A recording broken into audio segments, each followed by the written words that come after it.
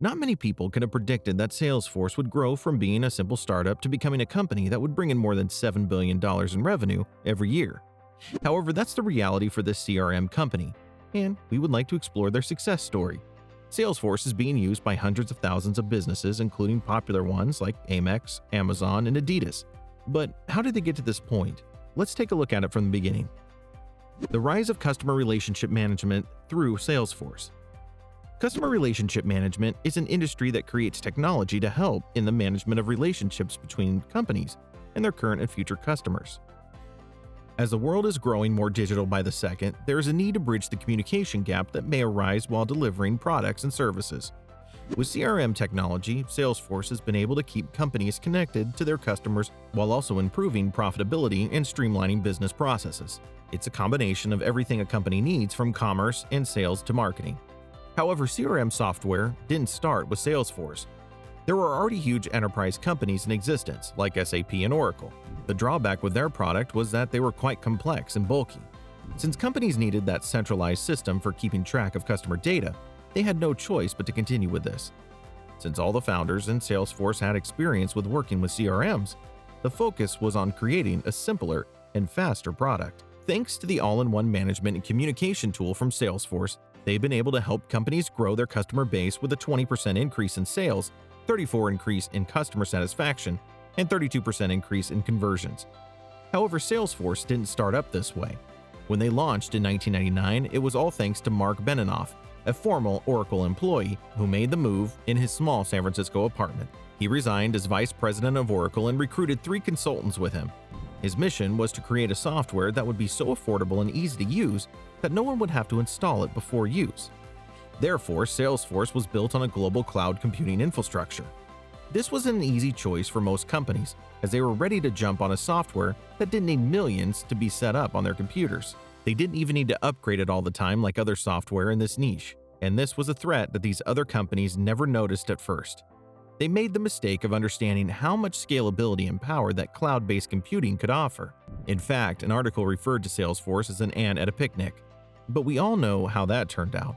It took quite a lot of people to bring Salesforce to life. On the first day at the apartment on Telegraph Hill, Frank Dominguez, Dave Molinoff, and Parker Harris joined Mark Benioff in March of 1999. Together, they went to work on a simple and effective code that would set Salesforce apart from the others. However, other people that put in the work on the journey to launching this business successfully were Halsey Minor, Bobby Yazdani, and Larry Ellison. It was only a matter of time before they said their goodbyes to 1449 Montgomery Street and moved into an office at the Lincoln Center. This 8,000 square foot office was home to just 10 employees at first, but about 8 months later, they had full-time employees filling the conference rooms and hallways. Once again, they moved out of this office and then started the Salesforce Foundation in December of that year. Despite the fact that the firm wasn't bringing in a lot of money yet, their promise was based on philanthropy, and that they would donate resources, time, and money where it was needed. Salesforce then launched their CRM product in February of 2000, just a year after the business was founded. Benioff knew how to attract attention to his brand, and that's what he did when he sent employees to protest the Moscone Center during the Cybele conference. This created quite a stir, and competitors were fully aware of Salesforce's presence in the industry, especially with a mention in the Wall Street Journal. Staying ahead of competitors. You know your product is exceptional when competitors are trying to create a replica of it. And that's what happened in the summer of 2000. Salesforce board had to kick off Larry Ellison at the time because Oracle was creating an exact product that would compete with theirs in the market. If Benioff didn't know it before, this action told him that he had a serious product and that he shouldn't take it with levity. People were getting very interested in their product. They had thousands of guests at the Westin Hotel where they held their first ever Dreamforce annual convention in 2003. This continued over the years, and awareness continued to grow. This was largely responsible for the Salesforce IPO in 2004, where the company raised a whopping $110 million. With this huge capital, they were able to win over more than 50,000 customers until they hit about $1 billion in annual sales by 2009. Shortly after, Forbes named the company as the world's most innovative company, and once again, all eyes were on this ant in the picnic that didn't look like they had a shot at competing in the big leagues. A lot of factors came together to give Salesforce the edge over others. This was mostly as a result of good decision-making, so you have to give this board some props for that. First, There was the App Exchange launched in 2005, which functioned as a form of iTunes or eBay, but for the software business. Third-party apps can run on this platform while Salesforce takes a reasonable cut out of the subscription fees. So far, they have more than 2,000 applications, and that's not all the growth story of Salesforce. They have also made great moves in acquiring other brands and adding to their prestigious empire. Acquisitions including Data Analytics, Tableau Software, MuleSoft, and Click Software. In March of 2018, MuleSoft became an integration cloud incorporated into Salesforce. Then in 2020, Salesforce announced that they would be acquiring Slack for about $28 billion. This deal was completed in December of 2020, and Slack became the new interface for their customers 360. Challenges and future plans.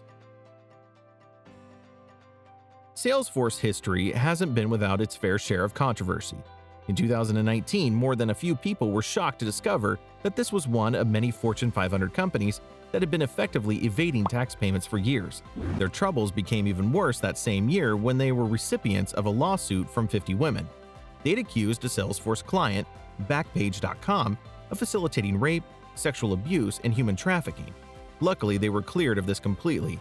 In 2014, Salesforce moved into the Salesforce Tower in San Francisco. After signing the lease to this building named after the company, they'd become the anchor tenant. For the future, Salesforce launched a new Einstein platform. The platform would produce a more accurate forecast and simplify the analytics workflow. Developers would be able to build apps with the Einstein engine. When Einstein was presented, there were about 15 million people watching online and more than 150,000 in attendance. Salesforce has also teamed up with Apple to add iOS 12 Siri shortcuts and Face ID to the software. What sets Salesforce apart from companies like HubSpot and Oracle is its cloud-based model. With numerous acquisitions over the years, they have built a huge force to be reckoned with in the industry. Apart from offering one of the best services to about 150,000 customers, Salesforce also focuses on providing a positive working experience. You really can't expect less from a company that was ranked in 2018 and 19 as one of the best companies to work for in the United States. That's it for this story on how Salesforce grew against all odds to become a billion-dollar company, and one that is still making giant strides in the industry. And that's a wrap. What do you think about the CRM products and work ethics of Salesforce? Let us know in the comments. And don't forget to subscribe to our channel. Thanks for watching.